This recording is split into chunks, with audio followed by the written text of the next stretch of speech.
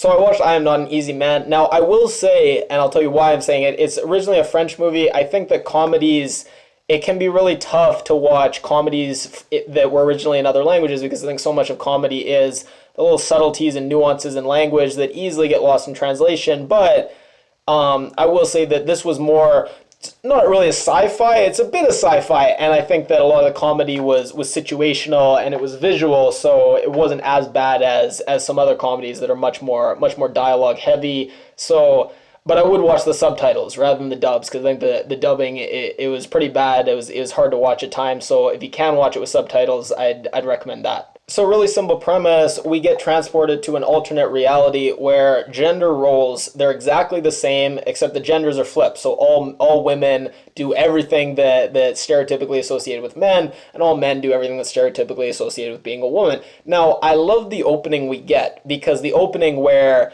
we get our protagonist as a young boy, he puts on a dress and pretends to be a princess in the school play to try to win the affection of this girl he really likes. And the crowd, everyone, including most of all the girl he's trying to impress, they all laugh mercilessly at him. Now, I love this for two reasons. One, it's such a relatable and traumatic, scarring experience that some people might think is no big deal, but that's the kind of thing that could honestly set someone up to have issues with men, women, intimacy issues in general their whole life. So I found it very relatable, true to life, but also it got to one of the interesting things I think this movie explores, where if you look at racial issues between different races, oftentimes there are disparities and there are inequalities. So one race is going to have more wealth and one race is going to have more power, more representation. With men and women, there's disparity issues, but there's also role issues, where gender roles. So if you look at men and women on TV, it's not that there's more men on TV necessarily. If you look at sitcoms, dramas, there's a roughly an equal number of men and women on the screen. But the roles that they take, how they behave on the screen, can be very different. So it starts to set up where oppression, there's similarities between oppression, different groups, but I think that the dynamic that exists within men and women is very, very different. And I think that this movie really explores that, because if you look at the world they set up, is that a female utopia? Would women look at that and say, yeah, that would be awesome. I'd love to have all the power and be assertive, and I'd love for men to be cowering and submissive. Maybe. I don't know, but I would think no. I would think that men and women equally would watch this movie and say, God, what a dystopia, what a horrible, perverse, awful world. And I think that that's where you start to see the differences between men and women and the conflicts that we get into versus racial differences and other differences between groups. First, I want to talk about pregnancy in this film. So in this alternate reality, it's fascinating. Women, they still gave birth, but they were totally in the male gender role, and the way that society handled pregnancy was completely different. And it makes you wonder how much of what we associate with pregnancy is inherent to the act itself and how much of it is part of these gender roles that we've constructed. So in this case, the women, it seemed like pregnancy for them, they didn't make a big deal out of it. It was almost, they didn't talk about it at all. And then when they actually started giving birth, it was their duty, and they just buckled down, they did it, and then they quickly handed off the child and went right back to work. Now, if in our society men did give birth, would pregnancy be completely different, and it wouldn't be baby showers and everyone talking about it, but it would be kind of a solemn duty, almost akin to going to war, something that no one really wanted to do, but you buckle down, you do your duty for the good of the country, for more population, a better economy, and you do it. Very interesting to think about. And then best lost in translation moment, so he says to his dad, I'm like a butcher stacking sausages, and this is his way of saying I'm a ladies' man. You know, I run through the ladies, I'm like a butcher stacking sausages. That was funny. Tits for Tat was the name of the political advocacy group for men. I thought that was very funny. And then one of the signs in the Women's March, when we snap back to normal reality, said the patriarchy is pissing itself. In the alternate reality, they called the women clitocrats. I guess that was their term for patriarchs. There was a very funny line when he's trying to describe what a sow is, and he says it's the boar's mate.